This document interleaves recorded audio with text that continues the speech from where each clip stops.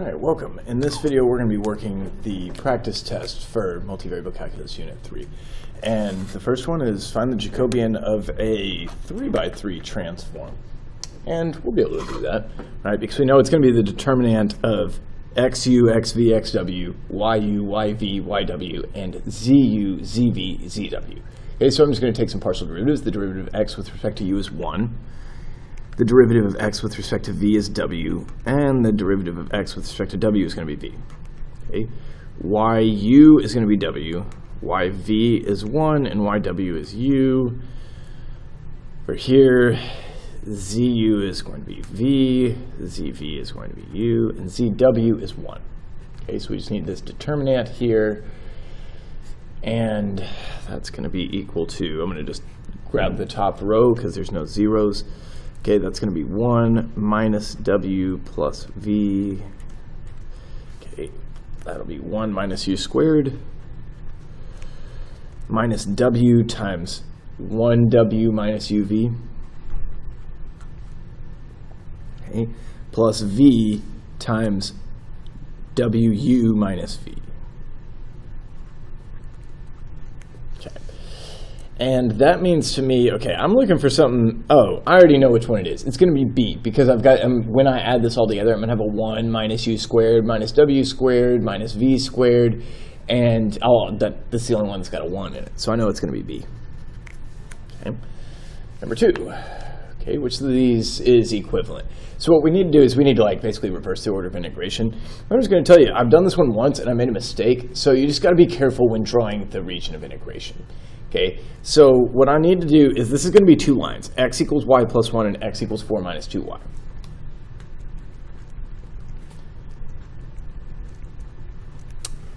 We don't have a lot of experience graphing lines when they're expressed x as a function of y, so I'm going to want to change those around, but I think first I'm going to find out where do they run into each other, because that was kind of where I went wrong last time. So I'm going to say y plus 1 equals 4 minus 2y. Meaning that I'm going to add over here and I'll get 3y equals 3 and y equals 1. Okay, and then the x coordinate of the intersection is going to be y plus 1, so that would be x equals 2. Okay, so they're going to intersect at the point 2, 1. Okay, and that will really help. I'm telling you. Okay, so I need to also kind of maybe go over here and work this around. So y is going to be half of 4 minus x. Okay, so that's y is 2 minus half of x. And then this one over here, I'm going to say, okay, x equals y plus 1. That's y equals x minus 1. Okay. And hopefully, if I draw this right, then the region of integration will be more obvious, and I can just know how to reverse the order of integration. Okay. Because I've got, yeah, it's I've got multiple answers that are working around with 2 minus half of x and x minus 1, right? I've got a, b, and c all doing that. And I feel like this one might actually come back with none of these, which is really frustrating when that happens, but we got to be ready for it. So 2 minus half of x, well, okay, x minus 1. Oh, yeah, I forgot. I need to be a lot more careful. 2 minus half of x, okay, well, that would mean that the intercept is going to be over here at 4. Half that distance would be over here at 2. I'll say this is 1, so that's going to be the point of intersection. Okay, y equals x minus 1 is going to kind of come through right here. Up to if you believe the scale I'm drawing. Okay, that's y equals x minus 1.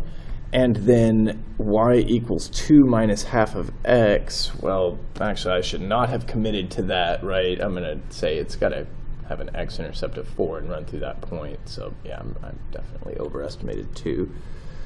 We're going to make it like that. Okay, and then that will be 2. And that's some number larger than 2. Maybe it's e. Okay, so I'm good. I know that, okay, x is between y plus 1 and 4 minus 2y. Okay, so x is between these two things. And y runs from 0 to 1. So this is my region of integration right here, this triangle. Okay, that means, okay, I just need to, okay, now I'm going to say that y is going to be running from 0 to, or pardon me, yeah, if we want to reverse the order of integration, we're going to have to split this up into two integrals because I can't write this thing here as one curve. Okay. So what we need to do is kind of split it over x equals 2. Okay. So the first one will be x running from 1 to 2. So maybe I'll grab like green and orange or something. I've got a green pen over here. Yeah, there we go. All right. So this one right here, this is x is between 1 and 2, and y is between 0 and x minus 1.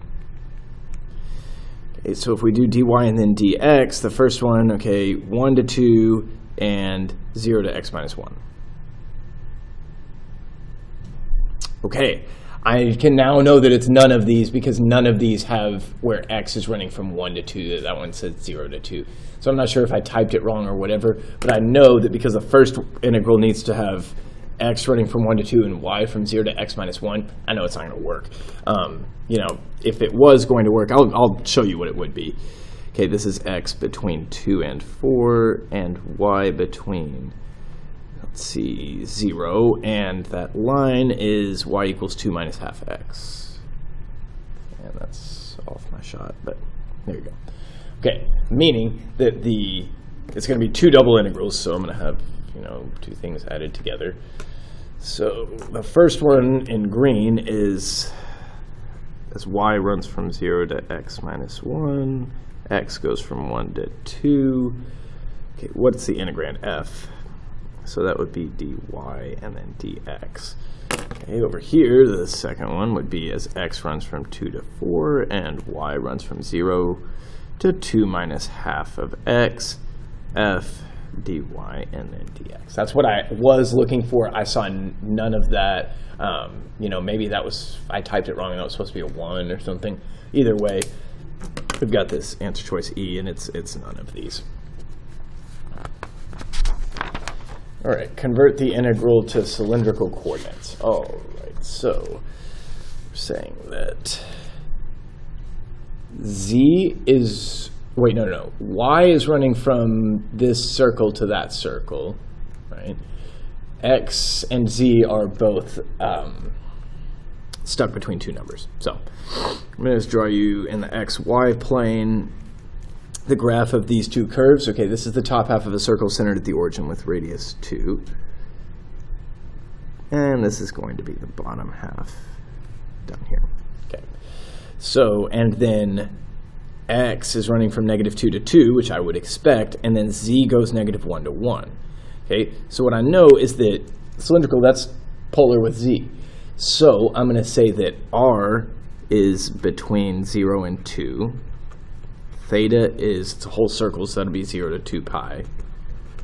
And z is between -1 and 1, because that's what it said. Okay, and we're just converting the integral, we're not computing it. Okay, we could compute it, I'm sure, but we're not going to. Okay, I know that x squared plus y squared is r squared, and z is z. And then I'm going to have this conversion factor for dv that I'll need to do. But you know, for now, I'm going to say, all right, z still -1 to 1. R 0 to 2, theta 0 to 2 pi. I really don't think it's, maybe if we were going to convert, compute the integral, it would matter what order, but since we're just converting, who cares? And especially because they're all 6 of them are numbers, it won't matter. So z remains z. This is e to the r squared. dv is r or d theta dz, but I need, okay, first is theta, then r, and then z last. Okay, the order doesn't really matter. Okay, and then I've converted it, okay, and I'm happy. So, all right, which of these represents the volume of the solid bounded by x equals y squared, y equals x squared, and the plane's 0 to 7x plus y. All right, well, that's going to be hard for me to draw, but I can kind of see it. Okay, so what I'm going to do is I'm going to draw on the xy plane. So I guess I'm going to be looking at it at this solid from above. Okay, that's the z-axis right there.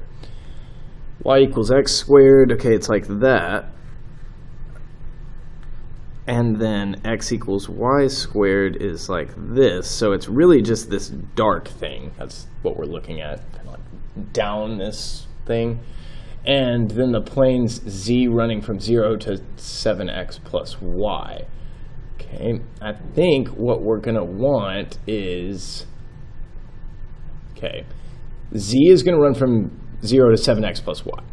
But we can't have, this one's out because I can't have variables in my outermost thing, outermost integral thing. Okay, I know this isn't right either because this is not, the region I'm talking about is not a rectangular prism. And if all 6 are integers, well, or just real numbers, well, that means that we're looking at a box. And that's not what it is. Okay, so y is not running from the square root of y to y squared. Y is running from x squared up to the square root of x. And you can even see that there.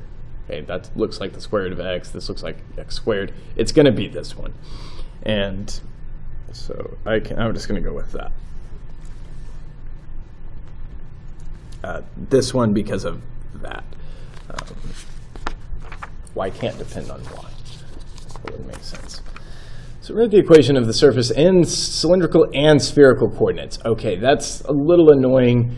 That's definitely not something I would have you do, but who knows? You know, maybe you go to the school where this test came from, and that's something they want you to be able to do. That school, they're very algebraically focused, right? They're very traditional. And so we need to be ready for that too. Okay, so I'm just going to, okay, cylindrical.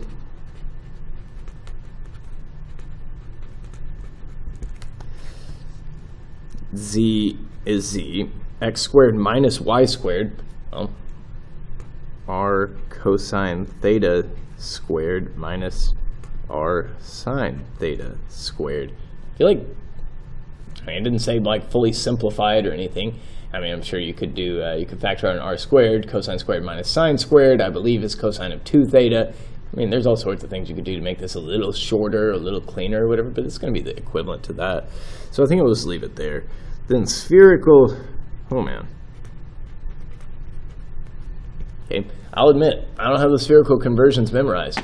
I'm going to have to pull them up here on my computer. That's all right. I've got a formula sheet for the Unit 3 test available. Okay, now I can't see anything else. All right, that'll have to do. All right, so spherical coordinates, z is, where is it? Rho cosine phi. Is x squared will be rho squared cosine squared theta sine squared phi. Okay. Rho squared cosine squared theta sine squared phi. And then y is going to be rho sine theta sine phi. And if I square it, I'll have rho squared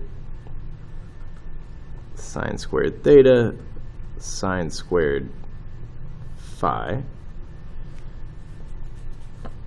I mean, you could solve for rho if you wanted, but it would. I'm just going to convert that variables to the thing and walk away because that's good enough for us. Okay, convert this. Okay, solid in the first octant. Okay, the first octant. I feel like I've taken this question a couple times in this unit, but just to remind everyone, the first octant is the area in three-dimensional space where x is greater than or equal to 0, and y is greater than or equal to 0, and z is greater than or equal to 0. It's kind of like how, you know, we've got 4 quadrants in the xy plane. Well, if we were just looking at the xyz space from above, it would be this quadrant where we're above the xy plane, so it would be where z is positive. And then, you know, quadrant 1 here is where x and y are both positive. Okay, so this is the equation for rho equals 3, or rho squared equals 9. Okay, so that's the sphere with radius 3 centered at the origin. And then we're just going to convert this to spherical coordinates. We can do that. So if we're, oh, pardon me, I forgot to say, okay, if we're looking at, okay, this sphere from above, we're going to need to restrict theta from 0 to pi over 2. Okay, so theta is, okay, where am I going to put it? I guess right here.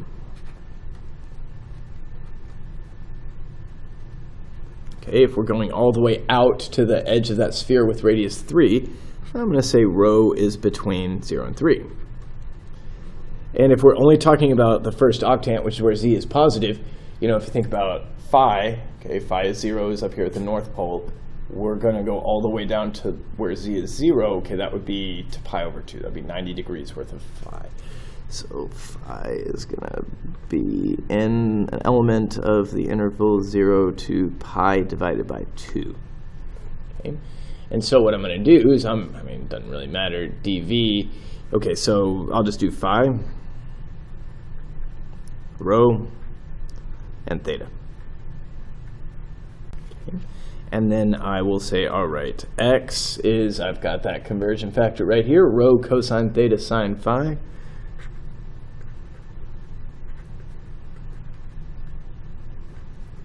And then dv is going to be rho squared sine of phi, d rho d phi d theta, or whatever order we're going to do. Okay, it looks like we did d phi, d rho, and d theta. And then I have converted that to spherical coordinates. Okay. Flat object occupies part of the disk x squared plus y squared is less than or equal to 4, the part that lies in the first quadrant. Okay, so maybe I'll even.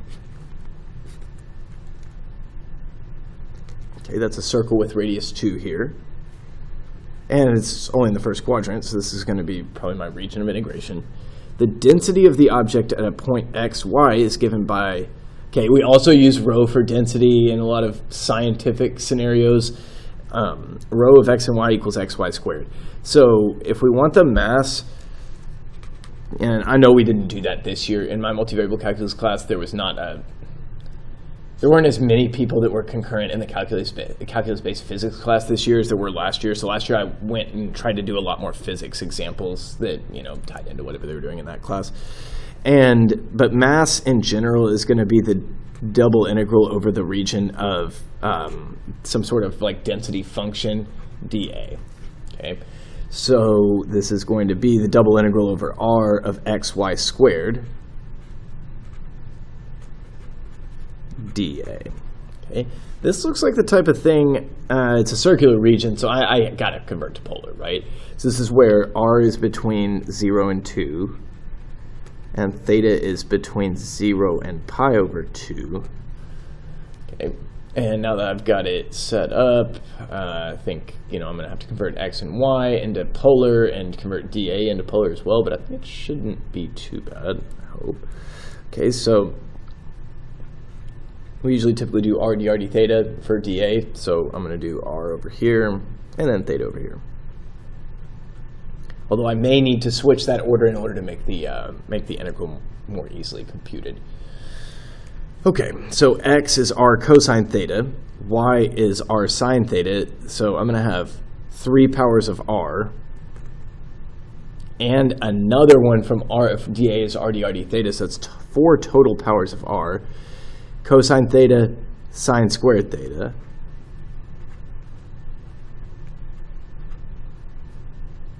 I already did the r. Yeah, okay, no, dr and d theta. Okay, so what I'm going to do is I'm going to, okay, that's going to still be in my integrand. I'm just going to do the integral of r to the 4 from 0 to 2. And that'll be 1/5 of r to the 5th as r runs from 0 to 2. So that will be 1/5 of 32. So I'm just going to, do that, factor out the 32 over 5, and now I'll be left with an integral from 0 to pi over 2 of cosine theta times sine theta squared d theta. Okay. In my class, you can probably run this last one with an integral. I mean, with a calculator. You can run this last integral with a calculator, but I'm going to do it by hand just because I can. So I'm going to use a u substitution. I'm going to let u equal sine theta, so that du is cosine theta d theta. That's good. Right, it matches up perfectly. And I need to convert my thetas to u's. So when theta equals 0, that means u equals 0.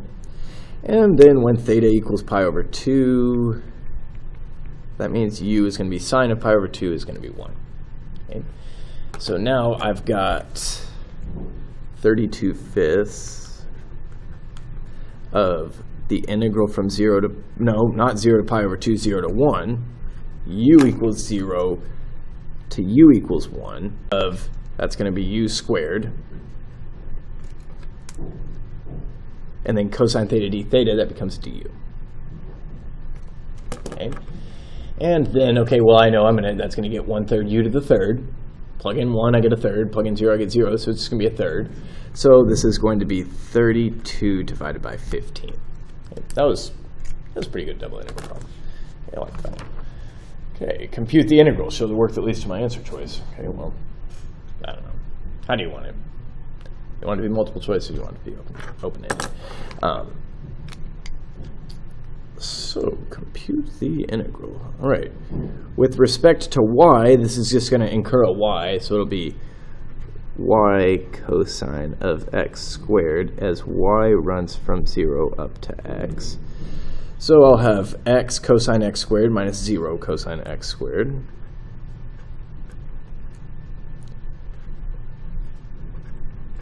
Okay, this one's also going to want to use substitution because the derivative of x squared is proportional to x.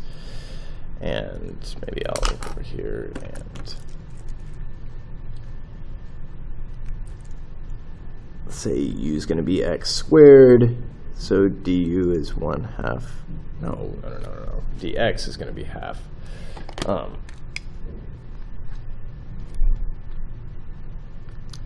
Derivative of x squared is 2x. So du will be 2x dx, meaning that x dx, which is what I have, is half of du. Okay, and then I need to convert my bounds. Okay, so when x equals 0, that means u equals 0, and when x equals 1, that means that u equals 1. Okay, so this has become the integral from u equals 0 up to u equals 1 of cosine of u, and then x dx became half of du. Okay. I can do that. Antiderivative for cosine of u with respect to u is sine of u. So that's going to be half of sine of 1 minus sine of 0. Okay, sine of 0 is 0, so it's going to be answer choice C.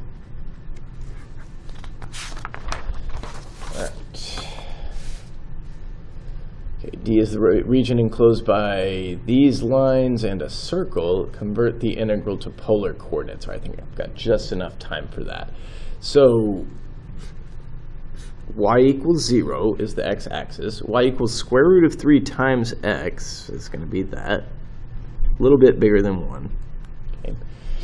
And the circle x squared plus y squared equals 9. That's a circle with radius 3. Okay. So this is my region of integration.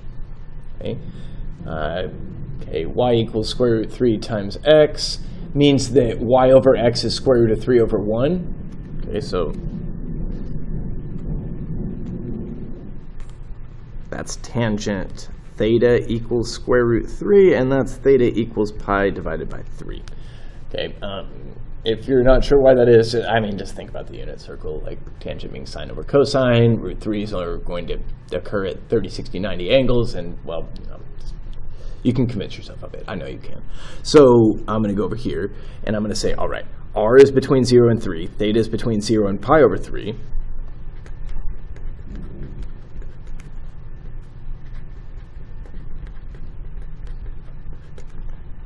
Whoops. Okay, and now I'm going to convert to polar. Okay, so I'm going to be saying, all right, we usually do dr d theta, so 0, 3, 0 to pi over 3, and then, all right, x squared plus y squared is r squared to the 3 halves. We could call that r to the third. It's going to end up being r to the fourth because dA is r dr d theta. And since I have r's here and theta's there, okay, I'm good to go. I'm feeling good about it. Okay, I've got a class about to come in. I'll pick this up here in a few minutes. All right, so let's consider this double integral where r is a triangle. I don't need to draw a picture. So 0, 0, 9, 1, and 1, 9.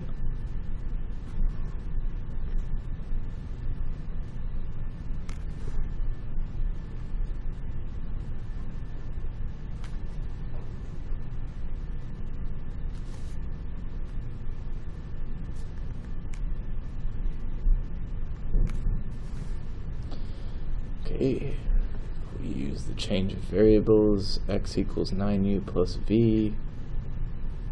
Y equals u plus 9v. Which of the following is the same? Okay, so, well, I think the first thing to do is try to eliminate based on the integrand, and I'm saying it's there all u minus v. All right, well, okay, so what is x minus y? So x minus y is 8u minus 8v. So I've got 8 times u minus v. All right, and then trying to think, is there any way I can get around actually trying to figure out if I can actually just avoid doing the Jacobian change variables? I don't think it's going to be possible. Actually, maybe it is, because I know that the integrand is f of converted x and converted y into u's and v's times the absolute value of j dA. And with this 8, I should be able to, provided I don't get 1 back. Oh no, I'm going to have to work on the balance. Okay, there's no way I can avoid it. All right, so this is y is 1/9 of x.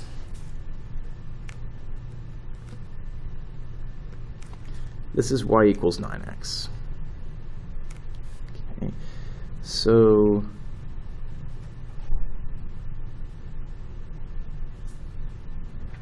and then this is y equals 10 minus x. How am I supposed to convert that? Y equals 9x. This one's, oh, hold on. Let me think about this for a second.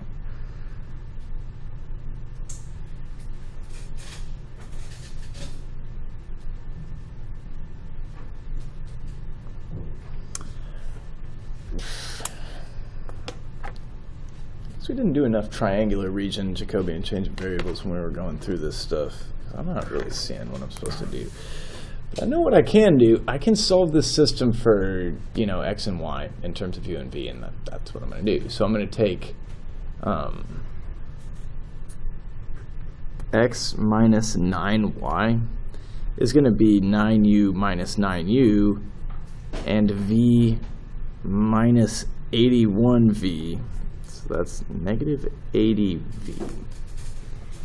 Okay, and then if I do, let's see, y minus 9x, I'll get u minus 81u. It's negative 80u, and I'll get 9v minus v because y minus 9x. Yeah. Okay. So I've got this.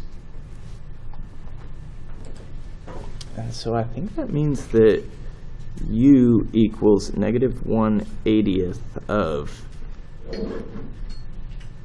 y minus 9x, and v equals negative 1/80th of x minus 9y. I'm just struggling to see how, okay, y minus 9x equals 0. Okay. So this is the line u equals 0, basically. Make sure 0 is 1. Yeah, okay. When y equals 9x, u is equal to 0. All right, so I'm saying this here is u equals 0. Okay, you can't see that. All right. Then this one, y equals 1/9 of x. That's going to be this one, x minus 1/9 of y, which is, or no, x minus 9y, multiply both sides by 9. Okay, x equals 9y. Okay, I'm seeing it. That's v equals 0.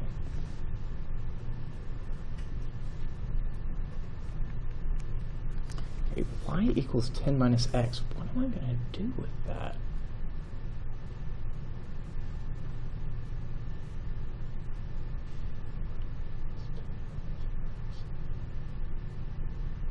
x plus y equals 10. Okay, x plus y is going to be, okay, 10u plus 10v equals 10. All right, I'm seeing it now. U plus v equals 1. U equals v, 1 minus v, v equals 1 minus u. I don't know which direction we want to go with this, but yeah, this is the line u plus v equals 1. All right, now I think I'm ready to go. Okay, I can go as v runs from, I think that's what I'm going to do. V runs from 0 to 1 minus u. Okay, yeah, that's going to be it. V runs from 0 to 1 minus u. Okay, u runs from 0 to 1. Okay, that makes sense. And okay, and so I know that I'm looking at either A or B, and now I need to do the Jacobian. This, I'm sure there was a faster way to do this, probably that didn't involve sitting there and staring at it for a while, but yeah. I don't know that I've ever worked this problem. I may have worked this problem once last year, but I don't remember it. So thinking, all right, need the Jacobian. XU is 9, so I'm going to go down here, yeah. XU is 9, XV is 1, YU is 1, YV is 9. Okay, that determinant is 81 minus 1 is 80. Okay, so J is that 80. I need to multiply by 8 for the conversion, and so that's why I'm having 640. I feel good about those bounds. I'm ready. I'm going to choose A. Okay, I'm very confident. All right, now part 2. And I know I worked this one in class yesterday, but I don't know, maybe you were not in there when I did it. The cone, the square root of 1/3 times x squared plus y squared, and below the sphere. Okay, I remember what I did here. So what I did was, okay, the sketch of E, okay, the cone and a sphere, that's going to make a snow cone, right? So I'm going to just sketch it.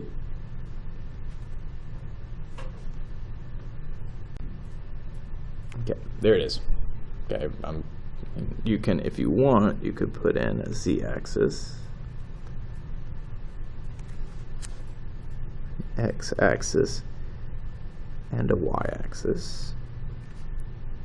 That made you feel a little better, and say, okay, that's the top of the cone. That's where the sphere and the cone are intersecting, and it makes a circle. But that's definitely a good enough sketch for us. Convert the integral to spherical coordinates. All right. Well, if we look at this thing from above, then we're going to see below the sphere. Oh, but we're going to, pardon me, I thought we were going to cylindrical, and I was like, we're going to have to figure out what the trace of that circle is to figure out the radius. We don't need to do that, because we're doing spherical. So I know that the image of this from above, looking at x and y and looking down the z-axis, is going to be a circle. So that tells me that theta is between 0 and 2 pi. Okay. R is going to run from 0 at the origin out to the edge of the sphere, which is where the radius is 2, right? X squared plus y squared plus z squared equals 4. It's the sphere centered at the origin, radius is 2. So I'm going to say that rho is between 0 and 2. Over here I got rho equals 0, and out there I've got rho equals 2. Phi is the one that's kind of hard to find. So what I think I'm going to do now is I'm going to look at z versus x. Okay. I'm going to assume that when we're looking at it like along the y-axis, that the part that sticks out farthest to the sides that we can see on the edges, that's where y equals 0. And that's because of the roundness of it, I think, and the fact that it's centered at the origin. But regardless, I'm going to say that, all right, let's think about what happens when y equals 0 here. Z equals the square root of 1/3 x squared, which means that z is 1 over root 3 times x, well, or the absolute value of x, right? So it's going to make this 1 over root 3 is less than 1, so it's going to go about like that. And I know that because it's got a square root of 3 in it, speaking trigonometrically, I know it's going to be a 30 or a 60 degree angle. And because I know the slope is less than 1, I know it's beneath pi over 4, so it's got to be pi over 6 down here, meaning this amount of angle is pi over 3. Okay. So I know now that phi is going to run from 0 to pi over 3.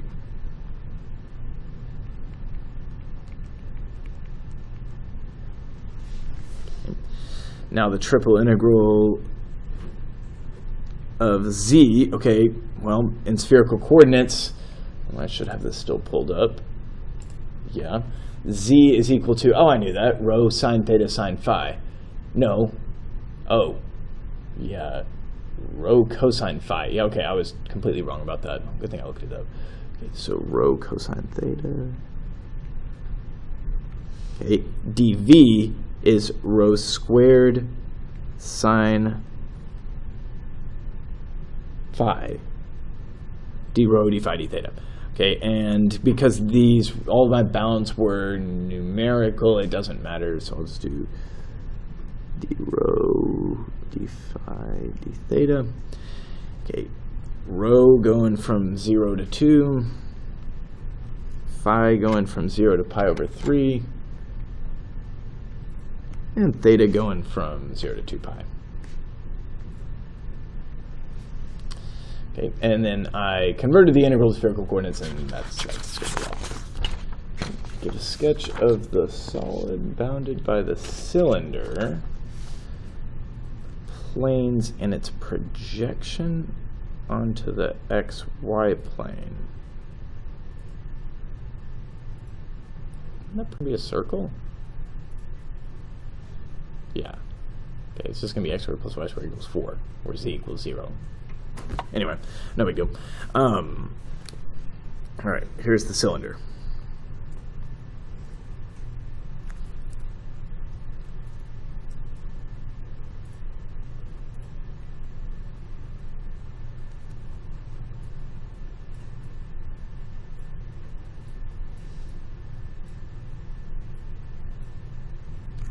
Okay, that's the cylinder. So that's way above and below the planes that we're talking about. Then I'm going to come in, I'm going to draw z equals 0. That's the xy plane.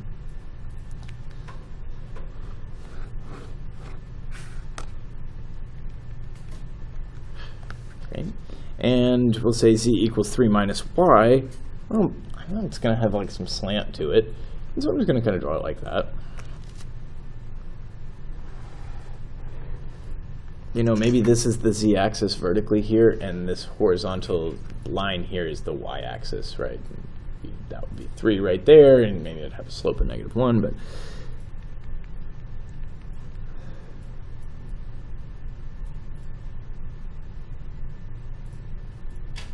yeah, there's no way I can. I don't have the skills to draw that with depth and stuff. You can think about what that would be like. It's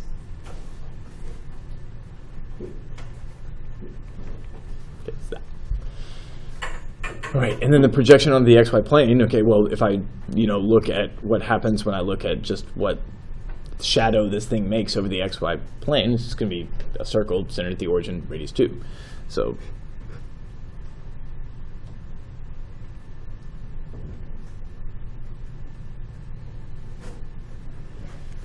that's going to be good enough. Okay, so x, y, that's the sketch of my solid, and I'll be happy. Okay, so set up an integral for the volume of the solid bounded by the cylinder and the planes in cylindrical coordinates. All right, well, this thing would mean that r is between 0 and 2. It's a whole circle, so theta is between 0 and 2 pi. And z is between 0 and 3 minus y. So I'm just going to start with z.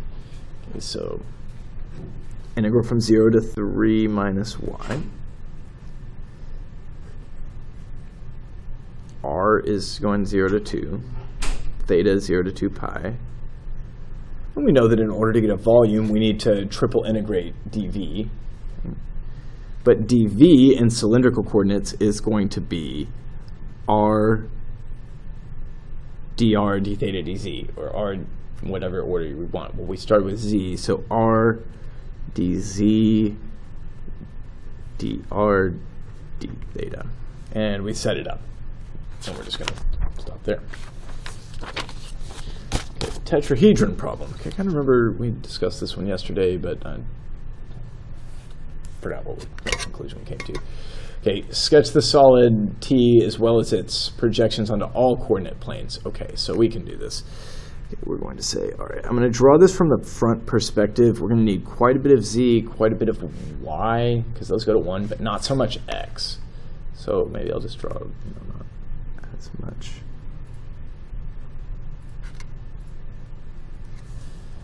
And I'll give it quite a bit more in the Y direction.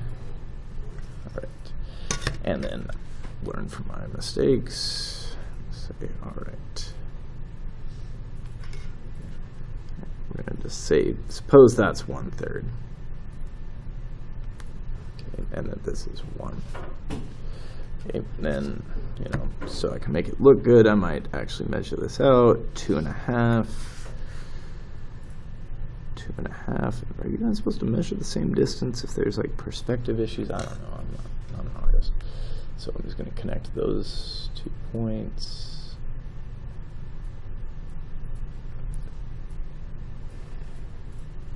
And then I'll come through and connect these as well.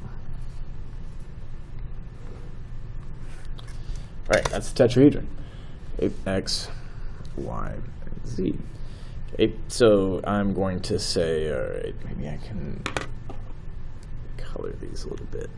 That's what I did in class. And blue, I'm going to show you the projection onto the XZ plane.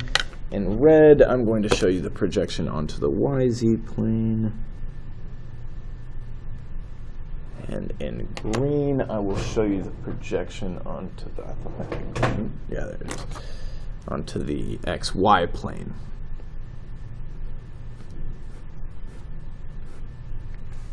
Okay. All right. So, maybe the plane that's coming down, maybe that part's clear or something. I don't know. So, projection onto all coordinate planes. Well, XZ plane goes from 1 to 1/3, and I'll color it in blue the same way. Okay. ZY plane, that's going to be, that goes from 1 to 1 over here, so I'll just put that there. Okay. On the, what was this? ZY. And that was red, so I'll just like that. And then the XY plane, that goes from Y equals 1 down to X equals 1/3. And we colored that in green. Like that. Okay, those are the projections onto the 3 coordinate planes. All right, evaluate the integral. Okay, triple integral over T of x, y, dv. Now, okay, I remember this. We needed to find an equation for this plane. And I think that because it has a z-intercept of, there may be a better way to do this. But what I'm going to do is I'm going to say, all right, because the z-intercept is z equals 1, I know that a plane's equation is linear in x and y. So it's going to be ax plus by plus 1. Okay, because z equals 1 is the z-intercept. Okay, I'll use this equation right here, where y is 1 when x and z are both. So 0, 0, by plus 1 equals 0. And y is 1, so b plus 1 equals 0. That means b needs to equal negative 1.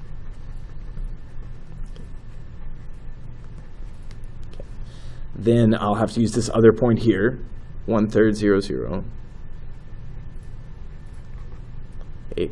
That's going to tell me that when x is 1/3 and y and z are 0, the equation has to be true. So 1/3 of a plus 1 equals 0. That means that a equals negative 3. Okay. So the equation of the plane, I might just go in and kind of color in black. Okay. The equation of the plane is z equals negative 3x minus y plus 1. Okay. So I'm going to evaluate the integral. I'm sure that's the same equation I got yesterday. Yeah, it definitely is. I just wrote it slightly different. That'll be fine. So I know z is running from the xy plane, which is z equals 0, up to this plane, which is negative 3x minus y minus 1. So I'm going to start with that. Start with z. From 0 up to 1 minus 3x minus y. Okay, xy dv is going to be dz. And then, you know, maybe I'll go over here to the y versus x, because that's what I'm going to need after. And I'll say y is running from 0 up to, this is the line, y equals 1 minus 3x. Okay. So I'm going to say y is between 0 and 1 minus 3x. And x is between 0 and a third. So I need to go dz, then dy, then dx. And now I'm just going to be doing some integration here. Okay. So with respect to z, I'm going to get an xy times this minus that.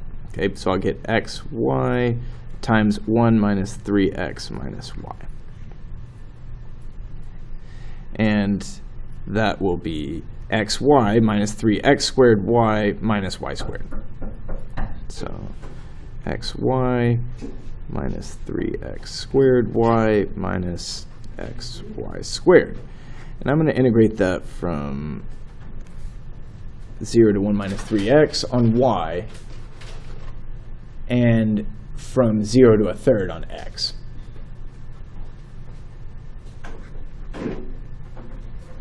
Okay. And with respect to y, okay, I can do all of these things. It's, yeah, no big deal. I remember now. I thought this was going to be horrible, and then people in my class reminded me of how I could maybe use a calculator to make this not so bad. All right. So with respect to y, I'm going to get 1/2 x y squared. So 1/2 x times 1 minus 3x squared. Okay, an antiderivative for this would be minus 3x squared over 2 times y squared, as y runs from this to that. So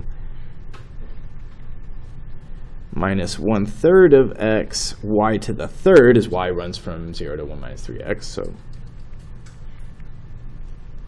okay. And I'm just going to run that from 0 to a third with respect to x. This is really the type of thing that, like, you could do it by hand, but it would be really bad, especially this part right here, cubing that binomial. We don't want to do that. So what we're going to do instead, we're going to bring this guy out.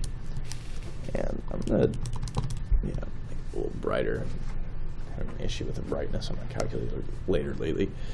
And there we go. So it's the integral from 0 up to 1 divided by 3 of 0.5x times 1 minus 3x squared minus 1.5x squared times 1 minus 3x to the 2 minus x times 1 minus 3x. I haven't forgotten about the 1/3.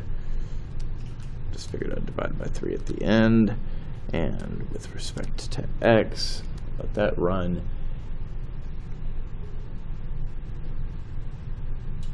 That's not promising.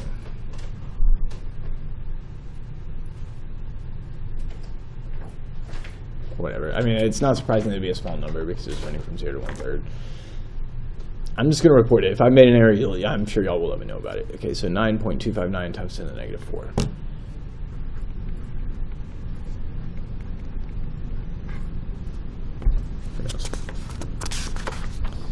All right, convert the integral to polar coordinates. It's a refreshing change. All right, and it's just convert, so I don't know why we would need a whole page, but oh, now I see why we need a whole page. All right, well, and this is the last one. All right, well, got about 10 minutes till my class comes back in, and all right, let's talk about y equals the square root of 2x minus x squared. Pretty sure that's going to be a circle not centered at the origin. Think about this.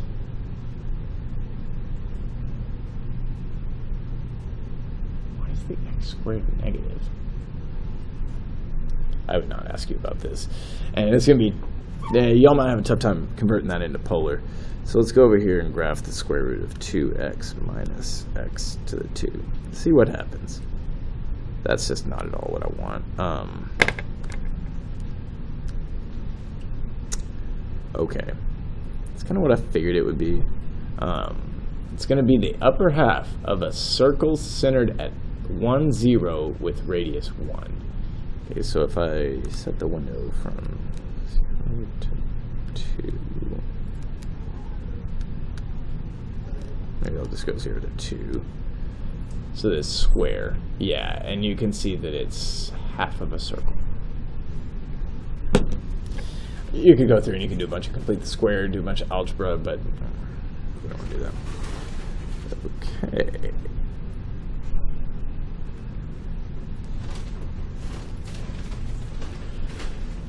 All right, so y is running from y equals 0 up to the circle. X is running from 0 to 2. So this is definitely the region I'm integrating over. Okay, so we just have to figure out how to write this in polar. And maybe, I'm trying to think if there's like a trig identity that's going to fall out here. That I could show you how to know what the equation of this circle was. It's going to be r equals 2 cosine theta. And I don't know. I'll try. Let's go over here, switch up the color. Y is r sine theta. 2r cosine theta minus r squared cosine squared theta. Okay. I don't know what else to do besides square both sides, so 2r cosine theta. Oh, yeah, I see something that's going to happen. Oh, yeah. So, yeah, here it is. It's going to happen, yeah. So I'm going to get this over here, so I have a sine squared theta plus cosine squared theta, and that's going to be 1.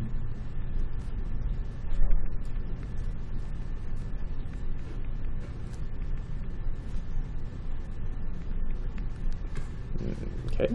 And then I know that's 1, so I've got r squared is 2r cosine 2. Divide both sides by r, and I'll get r equals 2 times the cosine of theta. Okay, cool. That's how we convert that into polar, is just by, having faith, doing some algebra, and hitting it with a trig identity. So I'm going to say, all right, in polar, this is as r runs from 0 out to the curve, and as theta runs from 0 up to pi over 2, like that. Okay, so theta going 0 to pi over 2. R going from 0 up to 2 cosine theta. Okay. xy is going to be r cosine theta, r sine theta.